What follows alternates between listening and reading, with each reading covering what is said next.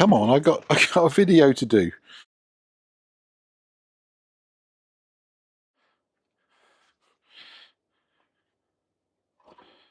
Yes, all right. Come on then.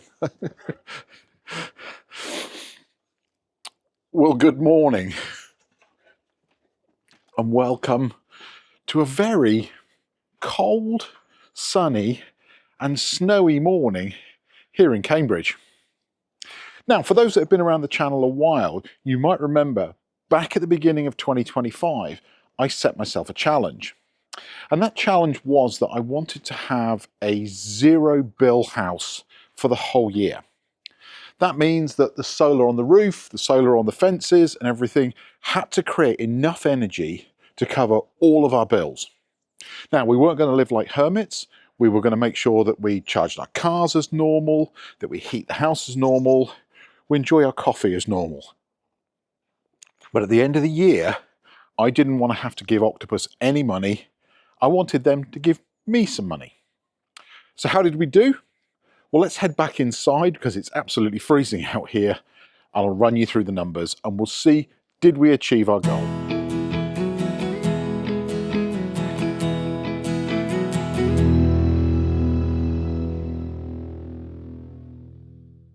So in 2025, I set myself a challenge. Could I run my entire house for a whole year and pay absolutely nothing for energy? Now, there are going to be some months of the year where I made money and others, not so much. So why does this matter? Well, this video is not about tech. We're not going to go through all the different pieces of tech that we have in this house that help us achieve this. This is really about real life. It's about why zero bills matter, because energy prices are incredibly high. And what I really want to demonstrate with this is that it is possible to live a zero bills lifestyle or a close to zero bills lifestyle, even when the cost of living is still sky high. And really, I wanted to be able to prove to myself that this just isn't just possible, it's practical. You don't have to make big changes in what you do. You just need to have a system in your house that is capable of delivering it. Now, as with all challenges like this, there are some rules. So what counts as zero bills? Well, we're going to incorporate all of the standing charges. We're going to incorporate gas and electric. We're not going to look at water because I haven't yet found a way to get water into my house without paying for it. But we're going to look at both gas and electric because we did have gas for about 2/3 of the year. So we'll incorporate the gas bills and the charges for those. So we need to make enough money to cover the gas usage as well. Then we'll also incorporate all of our export payments. And hopefully, if things worked out, then we'll end up with a zero bill house. Now, we're not offsetting any other income. We're not bringing in any other ways that we earn any money. It is purely going to be on what did we import, what did we export, and any free energy that we got from Octopus as part of our energy billing cycle.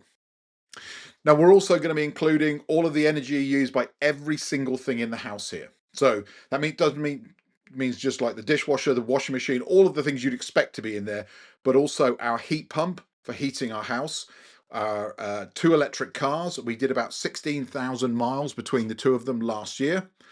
We have a hot tub out on the deck, so heating for that. So really no downgrades in lifestyle whatsoever.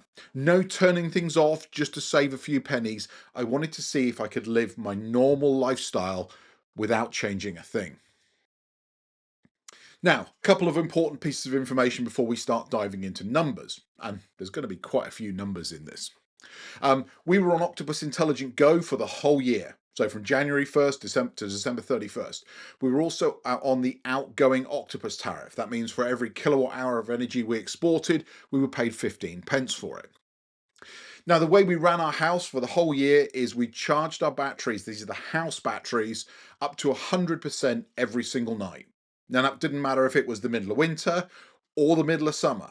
We wanted to be sure in the summer that we were ready to export as soon as the sun came up. So we needed those batteries to be as full as possible so we weren't wasting half of the day filling the batteries up. But that did mean that for some of the day, the energy that we imported to fill those batteries, we weren't making quite as much because we were having to pay 7p to import it just to be able to get 15p, or for those first few kilowatts, about 8p per kilowatt hour when we exported it. We also charged up our cars on the cheap rate energy overnight at 7p a kilowatt. So we didn't take that energy from the batteries. And we used as much of the stored energy in the evenings to run the house as we could. And then as we got into the cheap period overnight, we would charge the batteries up again. We also, from about May to September, we force exported from the batteries approximately 10 kilowatt hours. Now, most of that was energy that we generated at the beginning of the day, or surplus throughout the day. But there might have been a little bit of what people refer to as brown energy in there, energy that we'd imported the previous night and then we were exporting back in the evening. But we tried to restrict those to the points where the grid was the busiest. So between 4 p.m. and 7 p.m. was when we exported that approximately 10 kilowatts per day. Now, our solar system, again, we're not going to go into all the tech here, but we have about 11.2 kilowatts of panels spread across 3 aspects of our roof and some hanging on our fences. And we have approximately 40 kilowatt hours of battery storage. Now, for those that are looking at going, that's a lot of batteries. Yes, it is. I have a bit of a battery problem. I can't stop buying them. Please don't tell the chief financial officer. But yeah, we have about 40 kilowatt hours of battery storage, so we can store a large amount of energy if we need to. And we have a 6 kilowatt Daikin heat pump. And on days like today, when there is snow on the ground and the solar panels, that thing can use about 30 kilowatt hours of energy on the coldest days of winter. But throughout the course of the year, it is incredibly economical to use. So all of the numbers I'm going to give you here are straight from my energy bills and from my solar system dashboards. And because this is really about the cost, we're not going to go too much into the kilowatt hours. What did we import? We're really going to focus on the money, because ultimately that's what's important, because we pay our bills. We want to know how much is going in, how much is coming out. Now, the start of any year, certainly for people that spend most of their year obsessing over their solar, is always difficult. January, February, we don't generate an awful lot of electricity, and consequently, those are the months where we use even more. In my case, my heat pump is running quite hard at this time of the year to keep the house nice and warm, so it's using a lot of energy. So let's start with winter 2025. Now, I'm going to pop a chart and a table up on the screen for you to show you the 3 months of winter. And you're going to see this for each of the seasons as we go forward throughout 2025. So on the left-hand side of the screen, you'll see a chart. And for each month, we've got import and export. So we'll see how much we imported. You've got kilowatt hours down the left. And then you've got the price of, or what we paid to import or export that energy, just written on the bars themselves. Then over on the right hand side there is a table that shows you the running total, and we'll keep this table updated as we go through each of the seasons. So realistically, in January, we spent a lot of money on energy. So £161.52 to import energy, and we only made £19.33 exporting energy. So that gave us a deficit at the end of January of minus £142.19. So we were already £142 in the hole, and it was only the end of January. But things slowly start to get better. So February, still a cold month. In fact, we had some of the coldest days of the year in February. We spent £99.05 importing energy, and we got £27.39 for exports. So as you can see, for January and February, exporting from solar isn't great, because basically everything you generate, you're going to use the vast majority of it as soon as you generate it. But we ended up with another deficit of minus £71.66. So at this point, we're over £200 in the hole. But March was outstanding. And this was something that was really the foreshadowing of the year. No, foreshadowing is the wrong word. It was an indication that we were about to have a stellar year for solar. We imported £73.04 worth of energy. So it was still relatively cold at the beginning of March. We still used quite a bit of energy, but £73 is about what you'll see as we go through the year. That's roughly what we import. That's obviously involving charging our cars as well. £73 and 4 pence of import, but we exported £111 and 14 pence worth of energy. And that means we left the winter months £175.75 in the hole. So if that had been the end of the challenge, we'd have owed Octopus £175 and 75 pence. But really, it's not a great start to the year, but better things were on the way. On the 31st of March, the clocks changed. We went into British summertime, which gave us the extra hour of sunlight each day, and things started to change rapidly. So as we go into the spring, you'll see here, now you'll notice the amount we import stays pretty consistent because we're following that mantra that I told you, where is charge the batteries every night, charge the cars on the cheap rate electricity, be ready to export as soon as the sun comes up. And as we go through the spring, the sun comes up earlier and earlier and earlier. Now, for those that have been around the channel for a while, you'll know on the front side of our house, we have 8 panels that are kind of northeast facing. That means that as soon as the sun breaches the horizon, they start to generate. And as we get into May and the beginning of June, they're starting to generate from 5 a.m. in the morning. So for April, we imported £61.80. We exported £145 and 4 pence. So as I say, March was a good indication that we were about to have a stellar April, and this just continued throughout the summer. And in fact, we had a record summer from a solar generation point of view. In fact, we weren't just a little bit above last year. In most cases, we were more than 20%, and in some cases, nearly 30% above what we generated in 2024. But £61.80 of import and £145 and 4 pence of export. Then as we go into May, the import stays pretty consistent at £67.57, and we export even more, £169 we got paid for our export credits. Then as we go into June, £63.22 and another £145 and 52 pence for export. Now, when we add that to the table on the right there, you'll see we ended June £91 and 22 pence in credit. So for the first 6 months of the year, not only had we covered all of our winter usage, we also had an extra £91 in the bank. But really, from June onwards, it's all downhill from here, because the 21st of June is the summer solstice. That is the point where we get the largest amount of daylight hours. People always misconstrue it and say we get the longest day. The day is still the same length; it's still 24 hours. But we get the most daylight hours that we would get of any day of the year on the 21st of June. That means from the 21st of June onwards, we get less and less daylight hours until we get to the 21st of December, the winter solstice, when things start to change and go back the other direction. So as we go into the summer months of 2025, you can see here we've got July, August and September. We stayed pretty consistent through July and August, so £71.54 of import in July and £132.86 of export, £74.29 in August and £126.88, and those 2 months pretty interchangeable. Then in September, you'll notice we start to import a bit more energy, and that's because the evenings start to get a little cooler. Now, we didn't actually turn our heating on, but we do generally use a bit more hot water. We maybe have a shower in the evening, and we only exported £103 and 19 pence.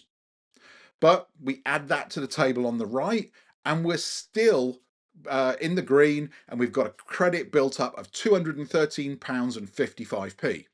So at this point, I'm starting to feel really confident. We're heading into the winter. We've got £213 in credit, and we've got 3 months of the year to run.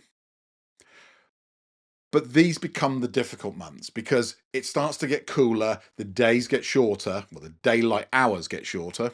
Almost fell into that trap there. So we head into autumn, or the Americans like to call it fall of 2025, and it all goes wrong. So we turned our heating on in October. The house started to get cold. So again, we set our thermostat on our heat pump. During the summer, it doesn't run because it doesn't need to. But as the temperature starts to drop below 20 degrees in the house, the heat pump will start to kick in. So we started to use more energy, which meant we had to replace that energy each night into the batteries. So in October, we used £106.87. But we had a pretty rubbish October from a generation point of view. We only exported £50 and 74p, and that's because we were using large amounts of that power to run the heat pump directly from the batteries. Then we go into November, £107.31 of import, only £26 and 4p of export. November here was mostly cloudy. It was that kind of grey, flat, cold, but not freezing type weather. And then December, well, obviously energy in December as we need to start heating the house, certainly towards the end of December when it started to get really cold, £122.68, and we only exported £18.65. So we put that onto the table on the right, and it all went wrong, because that means we ended the year owing Octopus £27.88. Not what I wanted to do, and certainly not a zero bill house. But we're not quite finished yet, because we also had gas for a large part of the year. So although that figure might not look too bad, we got pretty close. It's actually worse, because when we add in what we spent on gas, we actually ended up the year minus £117.98. That means we owed Octopus £117.98. So we're further away from our zero bill target.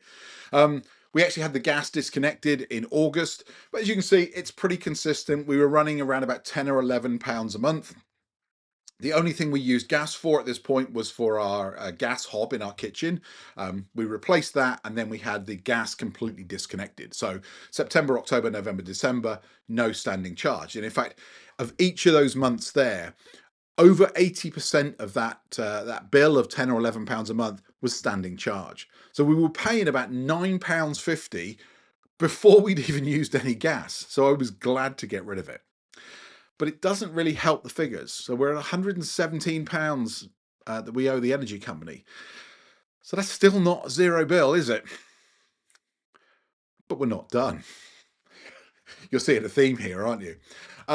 There were a few points during the year, each month, where Octopus gave away free electricity. So that was a case of, most of us would get an email and say, between 2 o'clock and 3 o'clock tomorrow afternoon, there's free electricity, use as much as you can. And this is generally when there is a surplus in the network, and it's cheaper for Octopus to give it away than it is to shut down the generation plant. So during those times, we use the energy. It gets billed onto your bill at the full rate, and then you get a credit on your bill.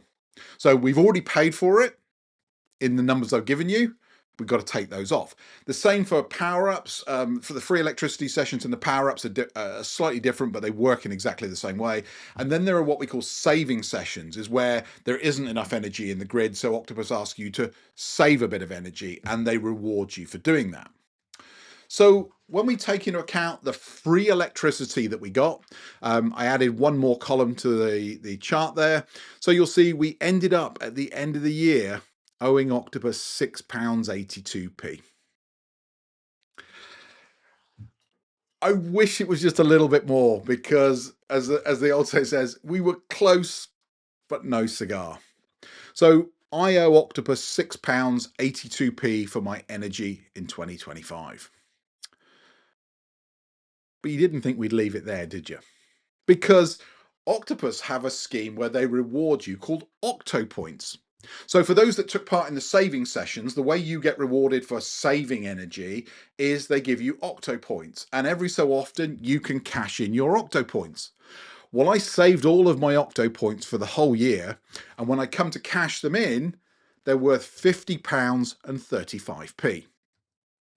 So we add that to our chart, and we ended up with a zero bill house. Octopus owe me £43 and 53 pence. So yes, we achieved our goal. We finally get to the zero bills house for 2025, and Octopus owes me £43 and 53 pence. Phew. The question is, was the way I achieved this the right strategy? Could we have done this a better way?